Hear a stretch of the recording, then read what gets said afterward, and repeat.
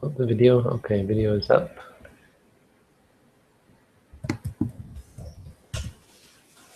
Hangout is live. Good evening, everyone. Welcome. We're broadcasting live sometime in February.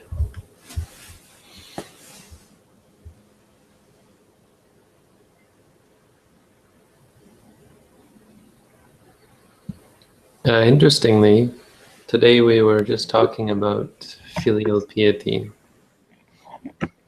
When Buddhism went to China, it was of course, a big deal at the time. The other religions in China, Confucianism, was very much into filial piety, and so they had actually adapted the teachings and said things like, claimed somehow that the Buddha believed filial piety was the way. So really, really blew it out of proportion. So we were talking about that, and we addressed the question of, if filial piety is so important, how do they justify becoming monks? And there's actually a defense of it, that filial piety, it is respect for your parents to become a monk, because you're working to liberate, you're working to attain the ultimate state, or even more, you're working to help others attain the ultimate state, working to better the world.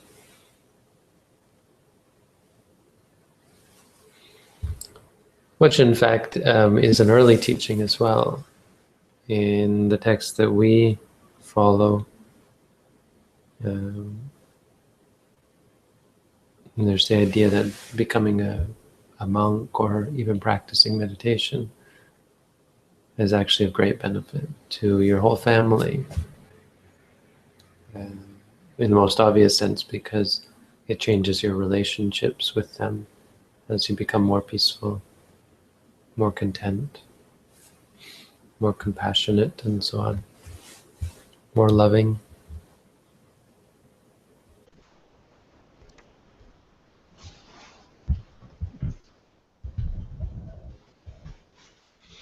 Here we have a quote today about this. It's actually quite a strongly worded quote. Some people might find it objectionable, especially those who have bad relationships with their parents. And I can understand that. Again, the Buddha is most often not so much prescriptive or don't know what the right word is, but it's not about denouncing people who have familial problems. But there is a sense that when parents are looked up to, and it doesn't mean unworthy, whether they're worthy of it or not, although there is a sense of it being good order and good proper etiquette, and useful for the order of society to respect your parents regardless of whether they deserve it. But I think there's much room to say that part of the greatness is when parents do deserve it, when parents do act honorably and do shelter their children, care for their children, teach their children, act as a good example towards their for their children.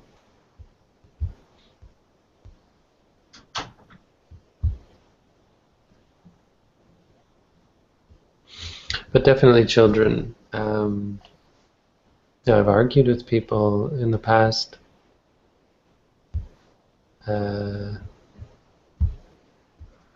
about this idea of whether we should feel grateful to our parents. And their argument was that, well, my parents wanted to have me. I didn't choose to be born, right? It was their choice. Now, Buddhism doesn't actually believe that. It's interesting. It actually is our choice. to be born. It's a joint effort.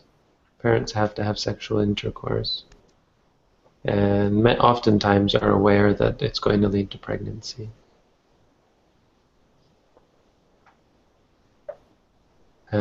So it is partly their fault, but without us being keen to be reborn, there wouldn't be rebirth.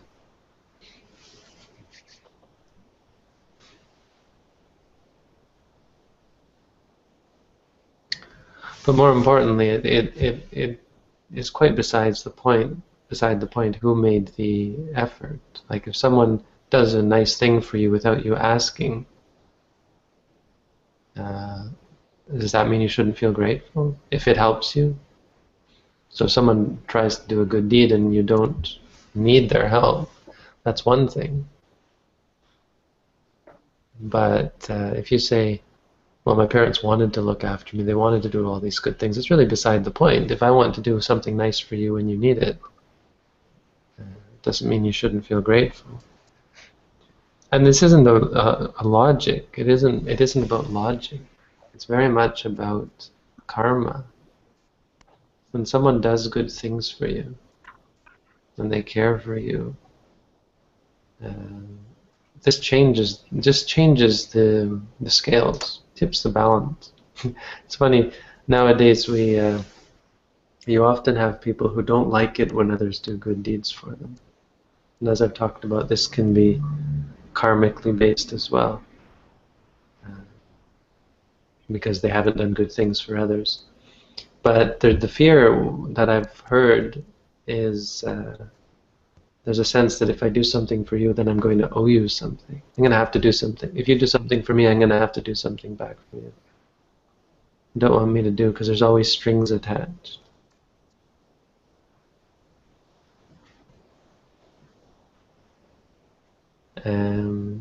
Which is really a shame. But I mean, it's a shame that people don't want to do good things for others, right? It's kind of what it sounds like. But part of being a good person, something that we don't talk about, part of being a good person is being able to accept good deeds that other people do for you. So allowing other people to help you. Why I think I can say that is because it ties in with karma. If you've done good deeds to others, if the only way you can be comfortable, put it this way, with other people doing good deeds for you is if you've done good deeds for others, or if you're a good person. A person who's not of a wholesome mind will have a lot of trouble accepting good deeds from others, which is fine. You know, I mean, it's not fine, but it's understandable. Most of us are going to be like that. We're going to be uncomfortable because we haven't done. If you haven't engaged in actively seeking out and dedicating yourself to a life of good deeds, it's hard to accept gifts from others. You'll find it viscerally. I mean, again, it's not logic, it's not reason, it's karma, it's the world. So when people do things for you, it does tip the scales, and it is something to be, that ordinary people will have, rightly should not fear, but it's something stirring. Like, yeah, you will owe them. Not because they think you'll owe them, but it changes this. It tips the scales. I think it's fair to say that. I think it's fair that the only rational way to deal with that is to go crazy doing good deeds. If someone helps you, feeling grateful, for sure, and oftentimes working to settle the score. I mean, it does sound kind of cold and calculated, but I don't think it need be. I don't think it should be. Because if it's just to settle the score, it's not really a good deed, right? I guess that's the thing. If I do something good to you, out of the goodness of my heart, and you say, oh, I don't want to owe this person something, so I should pay them back. You're not doing it out of the goodness of your heart, so you still haven't managed to even the scales, right? It has to be because you want to. It has to be because you, out of love, out of compassion. It's quite scary, actually. How do you think about it? It could be quite scary. if you're not prepared to do good deeds for others. It's kind of funny. Ordinary people should be afraid of good people because they're good when they do good deeds. No, it's certainly not like that. Because it's not something that you actually have to think about. It just means you'll have a relationship with that person.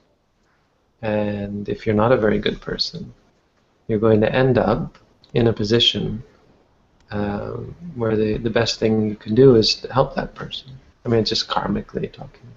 So why I'm talking about this is in regards to our parents, because it really is that way. And you find that when you meditate. Meditators often miss their parents if they have a good relationship with their parents. If they have a bad relationship with their parents, it's going to hit them hard. If their parents have been abusive, not that, and I'm not saying that they will eventually learn to respect their parents. I mean, if someone's abusive, that's not something to brush off or to ignore. But I would still say that will hit them hardest because, you know, if a stranger is abusive towards you, that's one thing. But your parents, right? It's so much more more deeply embedded in the heart. So in all ways, it's one of the parents are one of the hardest things to deal with in meditation. And as a result, it's good to make sure that before you come to meditate, you have a good relationship with your parents. If not, then expect to have to deal with it during your meditation and deal with it. I didn't have a very, very good relationship with my parents when I started meditating, and as a result, I remember walking out of I started crying.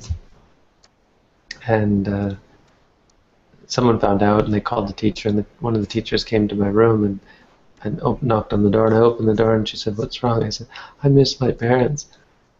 And she was, "Oh, very good, very good." That's a sign of, she said, that's right view.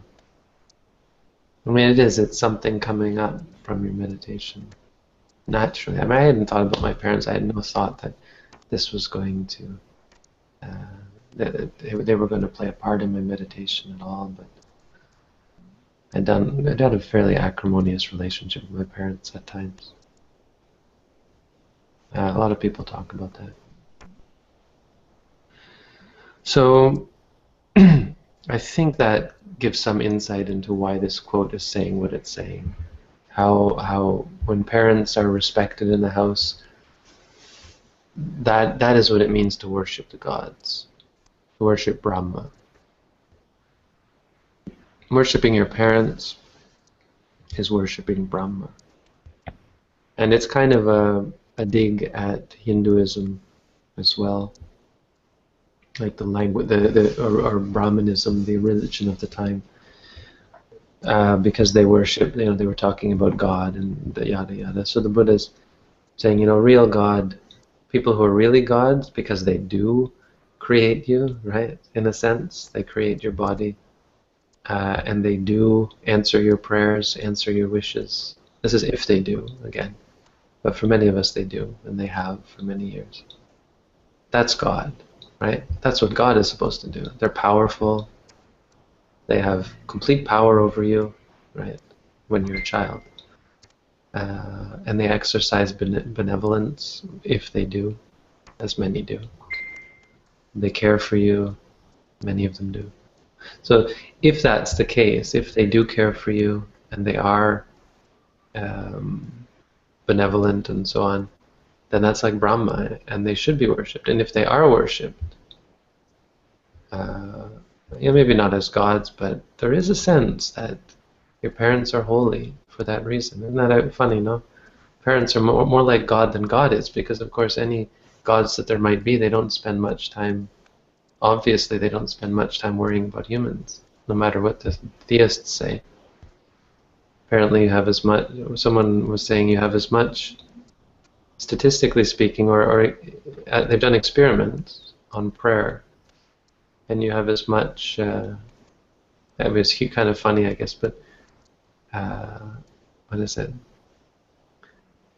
You'd have as much success praying to a jug of milk as you would praying to God. That was the quote, I think. But to your parents, in cases, there are parents who love their children so much that they do pretty much, well, they do many things for them, whatever's in their power to make them happy, that kind of thing. So again, not exactly a deep teaching, but I think what I've touched upon shows that it's interesting for meditators. It is a part of the meditation that our relationships with people will come up. We have to deal with them, and a good way to deal with them is send love, ask forgiveness, just as a mental note after you meditate, even during your meditation. Obviously not to make it our core meditation. We're focused on insight. But insight will evoke these feelings and dig up old emotions, that kind of thing, old bad things we've done, things that have been done to us that we still carry around as a grudge. And it's important we work them out. Doesn't mean we have to pretend that our parents are gods if they weren't godly or holy or worthy. But it doesn't mean we should work out, especially since we have a very deep and long-standing relationship with our parents. And work them out may just mean to let them go and to move on. Stop obsessing over the bad things they've done to us, if they've done bad things to us. So, there you are. That's the quote for this evening. I've got 4 people join me in the Hangout. Welcome, everyone. So that's all for the Dhamma for tonight. So you're welcome to go home. If there's any questions, I'm happy to answer them. Only on the Hangout, though. So that means you got to join the Hangout and ask me live. That's the new rules. You guys can go. I got 3 people sitting here as my audience. Record numbers. Record turnout. Oh, I don't think I have audio. Just a second. My computer's doing something really weird. Just a second. Every time I load up, I have to turn on the volume.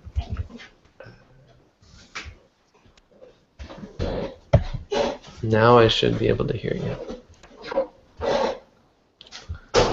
I should be able to hear you, and you should be able to hear each other on the live stream. Testing. I don't have a question, Bhante. I have a question, Bhante. All right. Let he or she who has a question speak. Okay, so it's kind of it's not really a complicated question. It's just I was thinking about those people today who are like prolonging old schisms, and would they as well go to like the deepest hell, or how is that? Or are they just twisting their own minds in a bad direction? The people who cause schisms? Well, I mean, old schisms, and then they hold to them and prolong them. So they're like clinging to them, so they're keeping them around. I see. Are you thinking specifically of Buddhism? Yep. Like Mahayana, Theravada, all that stuff? Yep. Well, off the top of my head, it doesn't sound like it because they've been told this is Buddhism, right? Yeah. So if they were presented with there's a word that means non-controversial, unable to like absolute proof, or maybe overwhelming at least proof that this was not Buddhism, or this isn't what this is lies, say. If they found something, oh, this is lies, and they still held to it, then I'd say there'd start to be a problem. But it's quite different from a group being in harmony and following the Buddhist teaching, and then breaking them up. That's the big deal, because that destroys Buddhism. I see. Okay. I mean, though there is work, and it is good work to try and bring Buddhists of all kinds together and find our commonalities. That seems like a good thing to do. without accepting what we'd consider wrong view. But I mean, I don't think it's schismatism to perpetuate what one understands to be Buddhism as Buddhism. It's unfortunate that some of what is not Buddhism gets thrown. Like we're learning a lot about in China. Take this for example. In China, they put words in the Buddha's mouth. Like it's pretty clear they just because in order to for their views to gain legitimacy, well, the only legitimate source of Buddhism was the Buddha for many schools. Well, for most of us. And so they just wrote things like clearly, as I said, like they put in the Buddha's mouth, like right after he became enlightened, he was sitting there and he said, "Filial piety is the way." I'm like, no? It's like, well, that's so Chinese, right? Definitely not what the Buddha said. I mean, pretty clearly, we don't actually have proof, but pretty clearly came from China. And that's bad. I would say that whoever did that, bad.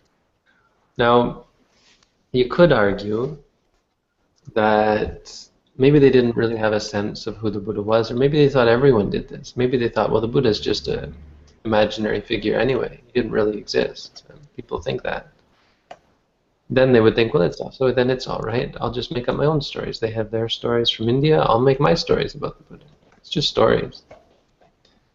So you could argue that there wasn't malevolent intent, or there wasn't the intent. Like it's not like putting quotes in Gandhi's mouth, who we know did exist, right? So that could be a mitigating factor. But as a Buddhist, I would never do that. Put words in the Buddha's mouth.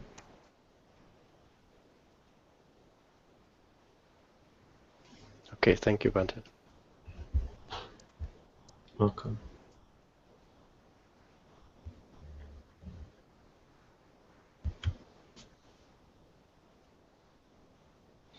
So what do we have? Tom? Yes, Bante. Simon? Yep. Lisa? I don't know Lisa, do I? And Douglas. Do I know Douglas? Who are Lisa and Douglas? Do you guys have mics?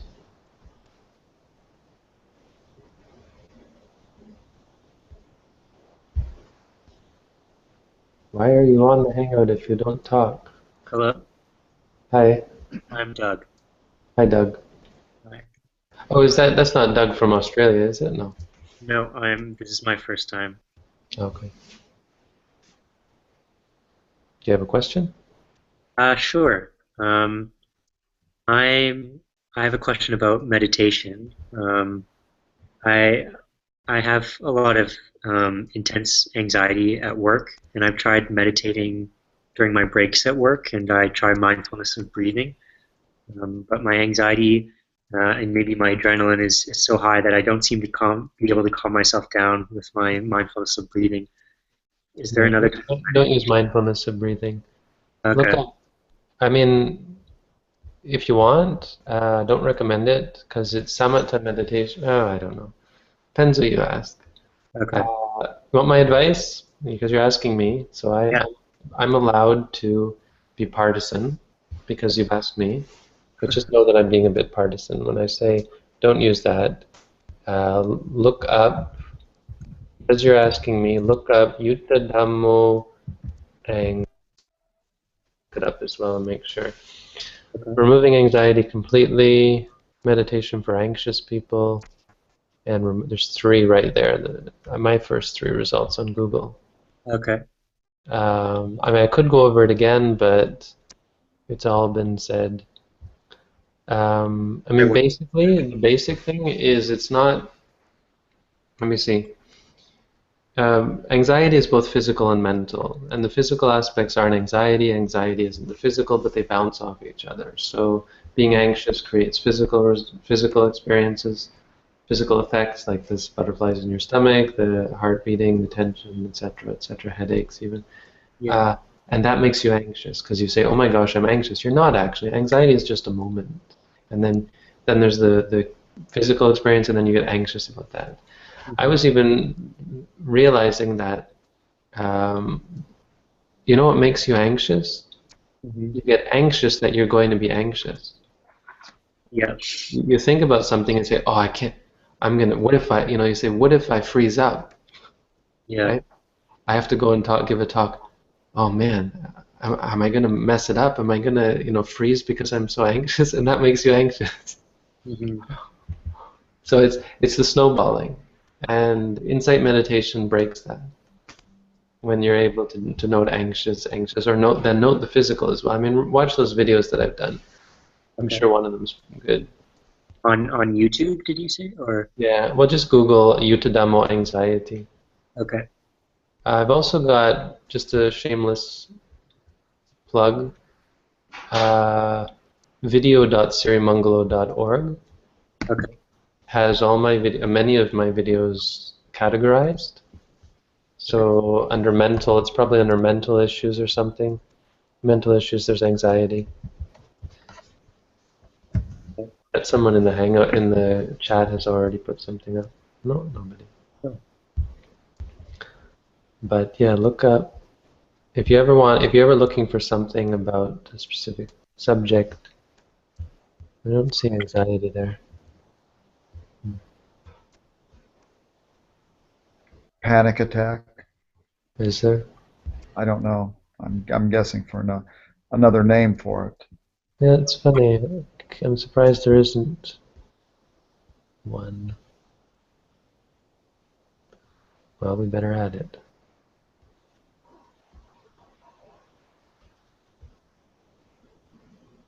Maybe it's in a different spot. Health? Okay, well, you can Google it anyway. Okay. Thank you.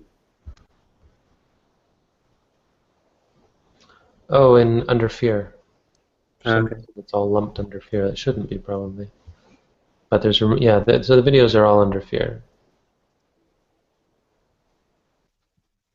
Hmm.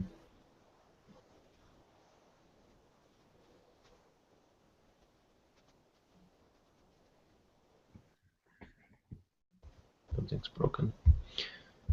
Okay.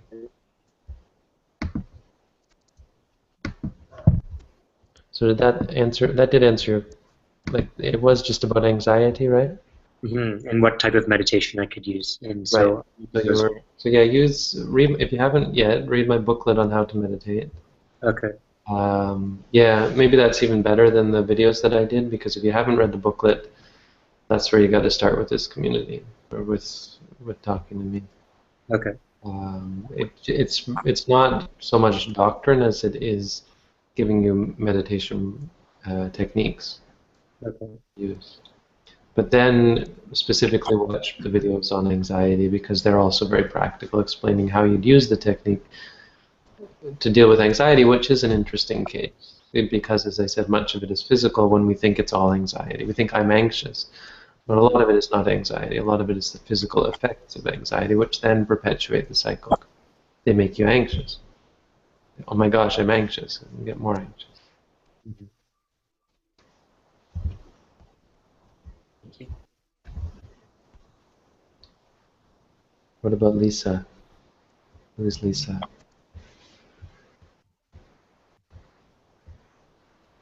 Lisa has no mic, I guess.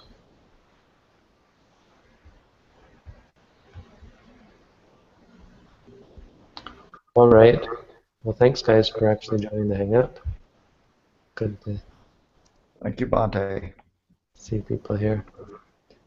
I guess that's all for tonight. Good night. Good night. Oh, just a shout out to thank everyone. Oh, I don't know if I can even say that. I can't, actually. I know what you're talking about. You're welcome. I can't even say thank you, I don't think. Anyway, good night. Good night. Thank you all for being Good night. so supportive of our community. I can say that. It's really awesome. I mean, it looks like, oh, I did mention it, didn't I? I mean, it looks like we're